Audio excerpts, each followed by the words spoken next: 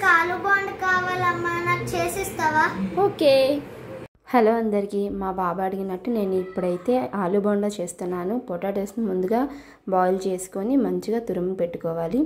తర్వాత ఒక ప్యాన్ పెట్టుకొని అందులో ఆయిల్ వేసుకొని, ఆయిల్ వేడయ్యాక జీలకర్ర, ఆనియన్స్, మిర్చి, కరివేపాకు వేసుకొని ఫ్రై చేసుకోవాలి. బాగా ఫ్రై అయిన తర్వాత అల్లం వెల్లుల్లి పేస్ట్ కూడా వేసి ఫ్రై చేసుకోండి. ఇది ఫ్రై అయిన తర్వాత కొంచెం పసుపు, ఉప్పు, కొంచెం కారం వేసుకొని ఫ్రై చేసుకోండి.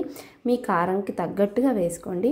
తర్వాత ముందుగా స్మాష్ చేసుకుని పొటాటోస్ని కూడాను వేసి బాగా ఫ్రై చేసుకోవాలి.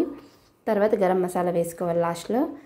ఈ ఆలు బోండాలో మెయిన్ ఏంటంటే ఈ ఆలు మొత్తం కూడాను మెత్తగా అవ్వాలి, ప్యాన్ నుంచి విడిపోవాలి. అలా ముద్దగా అయినంత వరకు కూడా స్మాష్ చేసుకోండి. తర్వాత ఒక బౌల్లో శనగపిండి, ఉప్పు, కొంచెం కారం, పసుపు, కొంచెం అల్లం వెల్లుల్లి పేస్ట్ వేసి బాగా కలుపుకొని దానికి తగ్గట్టు వాటర్ వేసుకొని కలుపుకోండి. నాకు కొంచెం ఉప్పు సరిపోలేదు, నేను మళ్ళీ వేసుకున్నాను.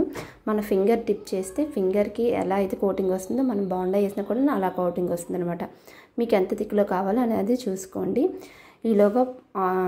ఈలోగా ఆలూని కూడా నేను బాల్స్లా చుట్టుకున్నాను. ఆయిల్ కూడా పెట్టాను. ఆయిల్ వేడైన తర్వాత ముందుగా ప్రిపేర్ చేసిన ఆలూని కూడాను బ్యాటర్లో డిప్ చేసి స్పూన్తో వేసుకుంటే మీకు బోండాలన్నీ బాగా వస్తాయి అన్నమాట.